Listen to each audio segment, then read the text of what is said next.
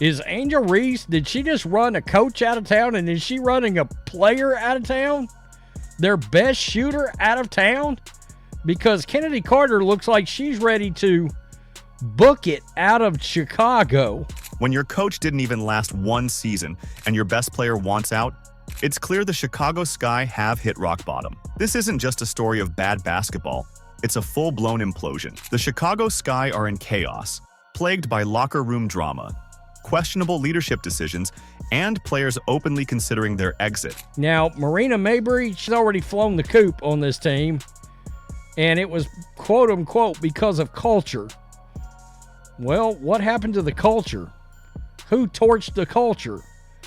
Who's selfish on the team that would cause the culture to melt down? Angel Reese's antics have left the locker room more fractured than ever, with whispers of favoritism and tension driving players apart. Chennedy Carter, the team's leading scorer, recent social media outburst only adds fuel to the fire, suggesting a team that has lost its identity. And looming over it all is the aftermath of Teresa Weatherspoon's turbulent season as head coach, a season that left the team in shambles both on and off the court. How did things get this bad? What caused the collapse of a team that once promised so much? Can new head coach Tyler Marsh pick up the pieces? It's a story of broken leadership, fractured relationships, and a culture that has spiraled out of control. Before we break it down, please don't forget to subscribe to the channel. Are you ready? Let's go. The Chicago Sky franchise has been an absolute dumpster fire since winning the WNBA championship in 2021. Let's go through some of the names that have left. James Wade, who was the coach and GM, left in the middle of the season last year to go to the NBA. Candace Parker, Emma Messman, Courtney Vandersloot, Allie Quigley, Kalia Copper was traded, Azura Stevens. And then this year, after drafting Cardozo and Reese, they were competing for a playoff spot and traded Marina Mabrey, their veteran, before the Olympic break. When Chennedy Carter took to Threads, asking fans which WNBA team she should join next season, it wasn't just social media banter. It was a clear signal that she's done with the Chicago Sky. Carter's exact words, "Let's chat. Drop the WNBA teams you would like to see me sign with next year. Y'all be coaches and GMs anyways. Let's see what you think." For a player still under contract as a restricted free agent this January, this public display of dissatisfaction speaks volumes. Carter, the Sky's leading scorer at 17.5 points per game last season, has always been a polarizing figure in the league. Known for her scoring ability and fiery personality, she's also developed a reputation for being controversial. Her time with the Sky has been no different, sparking as much debate for her conduct off the court as for her contributions on it.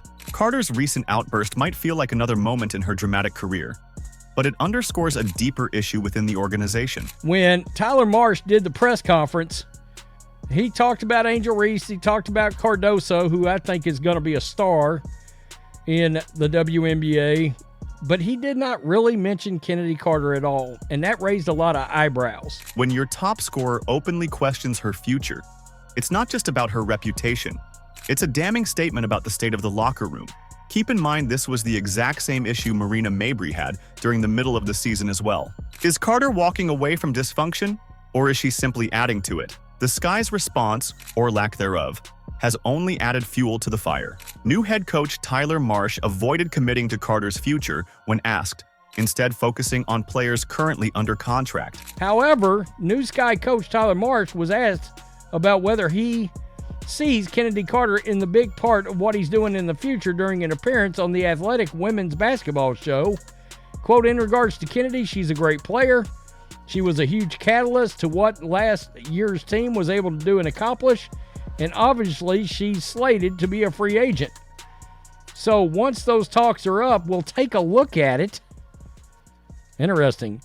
But the focus thus far has been on players who we know are under contract this coming year, and that's where the communication has been thus far. Marsh's choice to remain vague about Carter sends a strong message.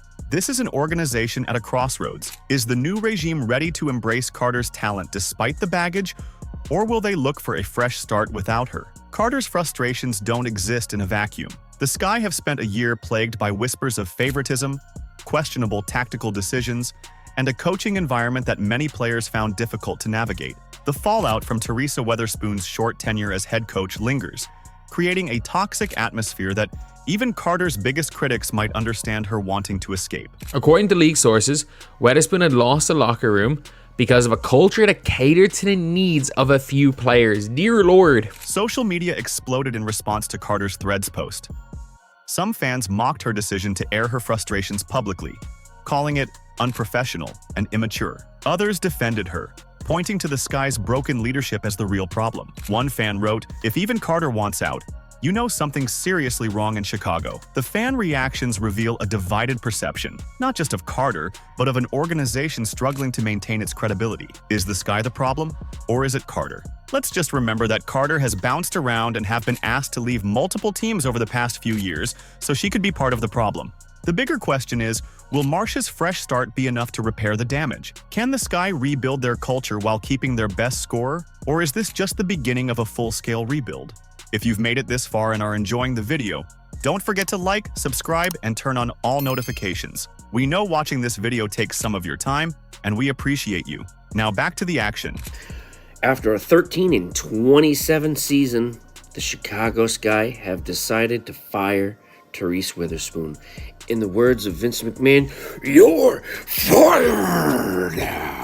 Teresa Weatherspoon's hiring as head coach of the Chicago Sky was meant to signal a new era for the team. A WNBA legend with an illustrious playing career, her arrival came with high expectations. Yet, in just one tumultuous season, those expectations crumbled, leaving behind a fractured locker room and a franchise in desperate need of repair. What went wrong? At the heart of Weatherspoon's short-lived tenure was her inability to unite a team already struggling with internal tension. Instead of addressing the fractures, her leadership style seemed to deepen them. Players reported communication breakdowns, unclear strategies, and, most damning of all, favoritism that left many feeling alienated. Every night, and look, as an organization, we just felt it was time to make a change.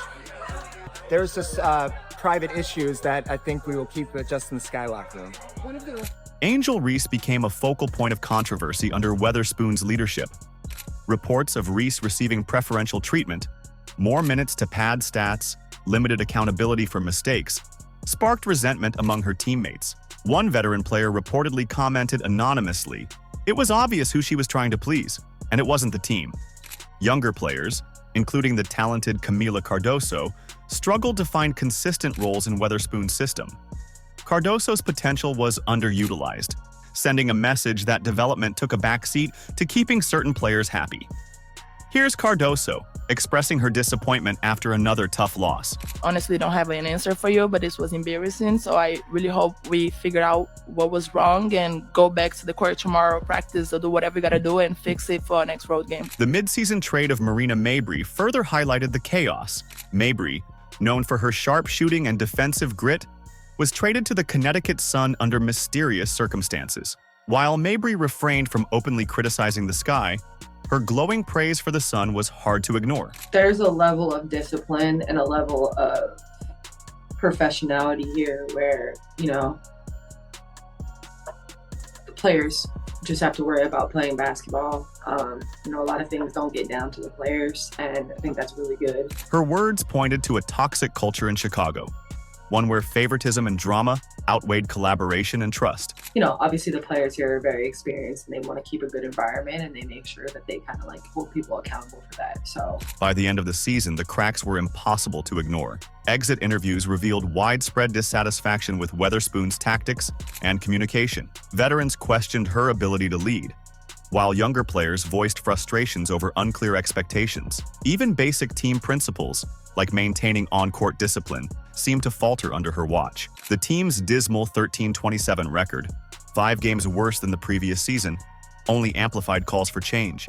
Weatherspoon's firing was inevitable, but her impact lingers. The Sky are left picking up the pieces of a season marked by dysfunction, division, and a culture that prioritized individual interests over team success. And I can't help but wonder, is that what happened here? Is Angel Reese and the way she wants to play, and I don't know if you've ever noticed her social media posts, but she's very me, always. I, me.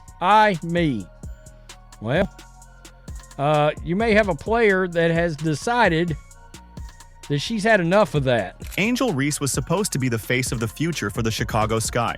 Instead, she became a polarizing figure whose presence often stirred more drama than unity. From her me-first mindset to her public controversies, Reese's actions became a focal point of the Sky's downfall. One of the biggest issues with Reese was her tendency to prioritize personal accomplishments over team success. Reports from within the locker room described growing resentment toward her perceived favoritism under Teresa Weatherspoon. Reese was allowed extended minutes, even in losing efforts, leading to accusations of stat padding.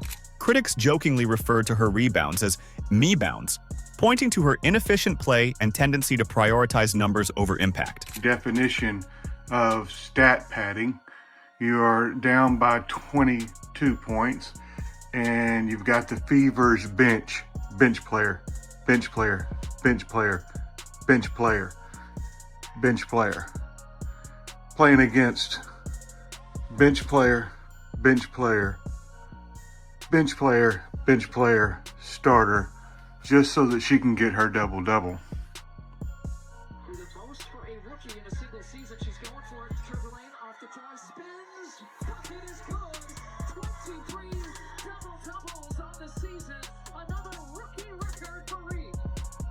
Reese's off-court antics didn't help either. During the second episode of her podcast, she claimed that teams who passed on her in the WNBA draft called to express regret. The claim raised eyebrows and was widely dismissed as exaggeration by fans and analysts alike. Players on other teams say I wish we drafted you. Really? Yes.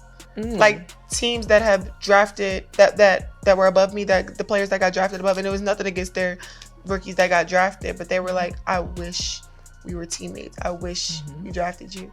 Her public response to the June 16th flagrant foul incident involving Caitlin Clark only added to her polarizing reputation. After hitting Clark with an excessive foul, Reese claimed it was a play on the ball, and went as far as insinuating that Clark received special treatment. I think we went up really strong a lot of times, and we didn't get a lot of calls. And going back and looking at the film, I've seen a lot of calls that weren't made. I guess some people got a special whistle. Video evidence contradicted her version, making her comments appear both defensive and unaccountable. Social media erupted with criticism, calling her excuses embarrassing and transparent deflections. Another added, her actions are why the Sky have no chemistry. The backlash grew louder with each incident, as fans began to question whether Reese's antics were worth the headaches, especially as the Sky's season spiraled out of control. Angel Reese is now quoted as saying, I'll look back in 20 years and be like, yeah, the reason why we're watching women's basketball is not just because of one person. She refuses to say Caitlin Clark's name. It's because of me too, and I want you to realize that. While Reese has some talent, her lack of accountability and divisive behavior have become significant hurdles for the Sky. Even her supporters have started to question whether she fits into a team trying to rebuild its culture. As new head coach Tyler Marsh attempts to create a more unified and disciplined environment, the question remains, can Reese adapt to a team-first mentality, or is her presence a roadblock to progress? The answer may determine whether the Sky rise again, or continue their descent into dysfunction. Sorry, young lady. Nobody knows who you are. Nobody would be watching the WNBA additionally for you. This is all about Caitlin Clark. Caitlin Clark is bringing the money to the game, the planes to the game, the TV viewership. The WNBA is on fire because of Caitlin Clark.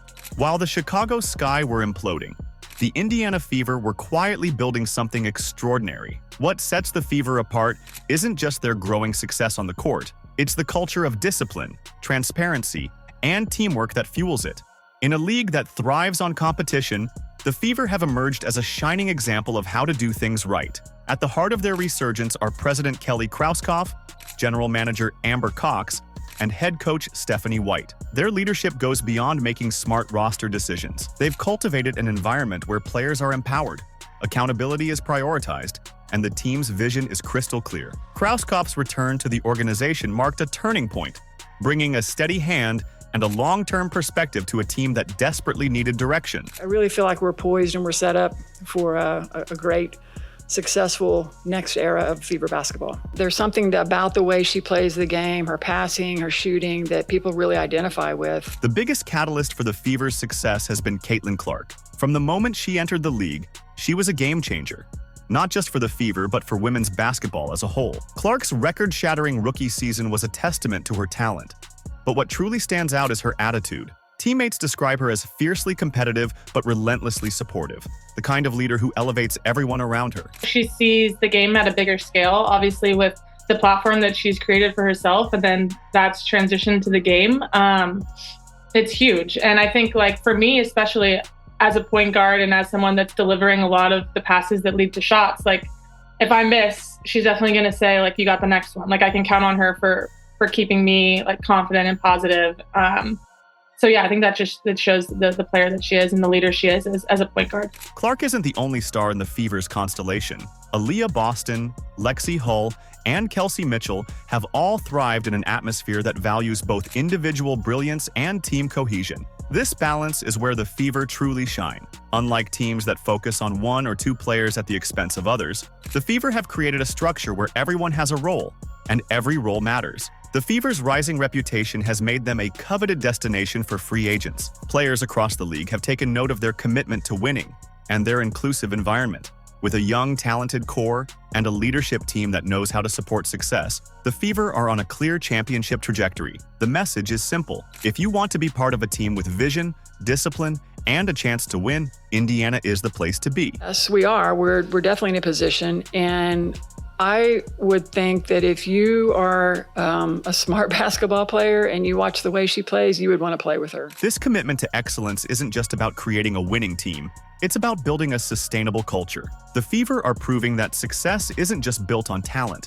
It's built on trust, collaboration, and a shared vision. In a league where toxic locker rooms can derail even the most talented rosters, the Fever have set a new standard for what's possible when everyone is pulling in the same direction. In women's sports, it's a big opportunity to be a part of this rising tide that we're all experiencing. Everybody in this company's all in. Everybody in this city's all in. The Chicago Sky's implosion and the Indiana Fever's rise aren't just two sides of a story. They're a blueprint for what to avoid and what to emulate in the WNBA. For the Sky, the lessons are glaringly obvious. Poor leadership, favoritism, and unchecked drama don't just cost games. They destroy team culture. Teresa Weatherspoon's chaotic tenure left the Sky fractured, and Angel Reese's polarizing behavior only deepened the cracks. If the Sky hope to bounce back, they'll need to rebuild from the ground up, starting with unity and accountability. The fans deserve a team that reflects the championship grit the Sky were once known for. Meanwhile, the Indiana Fever are proving what's possible when leadership and vision align. The future is so bright, and our ultimate goal is to hang another banner in the field house. And our ultimate goal is to come back in here after we win that championship and celebrate again like we did in 2012. By prioritizing transparency, discipline, and collaboration, they've created a team where everyone thrives. Their championship trajectory is no accident. It's the result of intentional decisions and a culture that puts the team above all else. The Fever aren't just building for the next season. They're laying the groundwork to become the WNBA's next great dynasty. Their young, talented core is already drawing league-wide attention, and free agents are starting to see Indiana as a destination, not a stopover. What happens next for these two teams could shape the league itself. Will the Sky rise from the ashes under new leadership, or will their dysfunction linger? How far can the Fever go with their talented core and unified vision? One thing is certain, the WNBA is watching, the fans are watching, and the stakes have never been higher. What do you think? Can the Sky rebuild, or are they destined for a longer slump?